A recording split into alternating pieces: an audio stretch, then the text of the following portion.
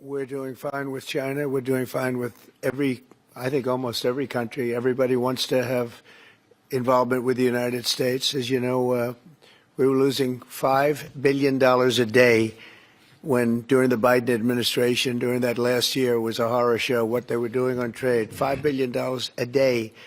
And now we have it down to a very low number because we're getting 25% from the automobile industry, from autos.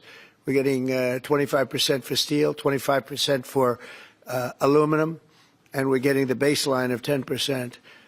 And think of it, we're losing almost $2 trillion on trade, and those days are gone. We're not going to do that again. We're not going to let that happen. We're being ripped off by almost, I don't say every, but very close to every country, everywhere in the world, just being ripped off left and right. You had no leadership. You had people that didn't know what they were doing. And we're going to turn the country around. You know, we have a very nice phrase, make America great again. That's what we're going to do. And it's going to start with trade. We're doing really well. I see the stock market was up nicely, but this is a transition period, and it's going to be a little while. But we are doing well with every country. Ultimately, we have something they want, and you have to view it that way. We have something they want, and they want very badly. And, you know, it's going to be, they're coming in, they're taking treasure, they're taking jobs when they do that, and they have to pay. And they don't have to pay if they come in and create their own jobs. You know, if they do their product here, if they build their product or make their product in the United States, we have absolutely no tariffs, and we welcome people. But we're taking in a lot of money from tariffs, and our country is getting stronger all the time because the other was not sustainable.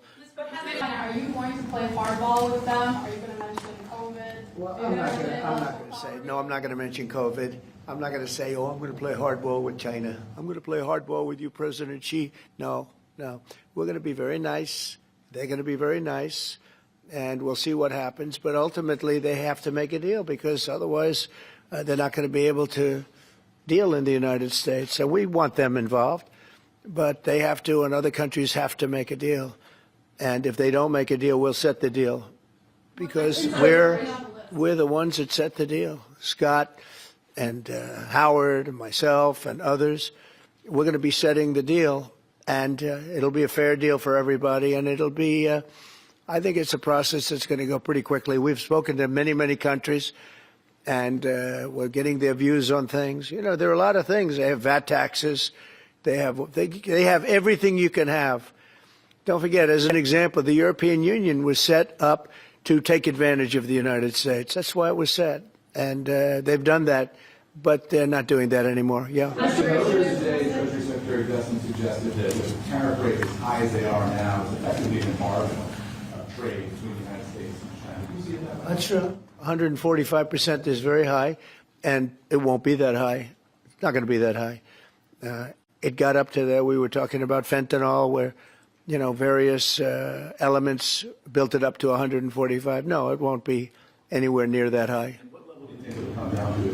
It'll come down substantially, but it won't be zero. It used to be zero. We were just destroyed. China was taking us for a ride, and just not going to have. It's not going to happen.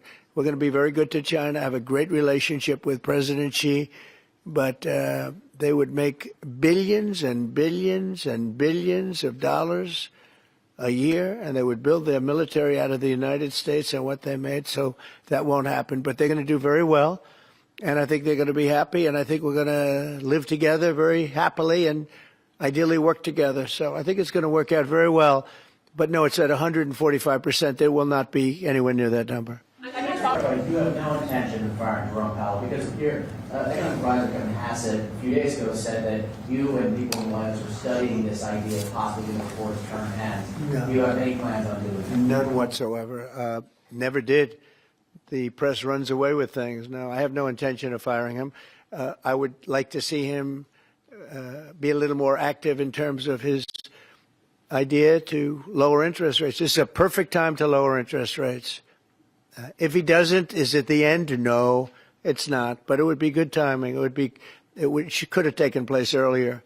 But no, I have no intention to fire him. You said you're ultimately going to make a deal with China, but where do things stand right now? Have you talked to him? The My Secretary relationship, are going to be a yeah, slog. my relationship with President Xi is great. It's been great for a long time. We've had a very good relationship, and I think we'll make a deal with China. If you look at Apple, Apple's going to start building here. Right now, they're in China mostly. $500 billion.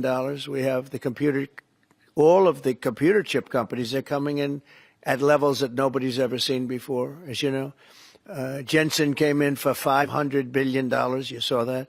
Great guy, highly respected. Mr. Wei coming in for $250 billion. Nobody's ever seen anything. And the auto companies are coming in. For more updates, follow us on Facebook, subscribe our YouTube channel, get the latest update on www.daily-sun.com.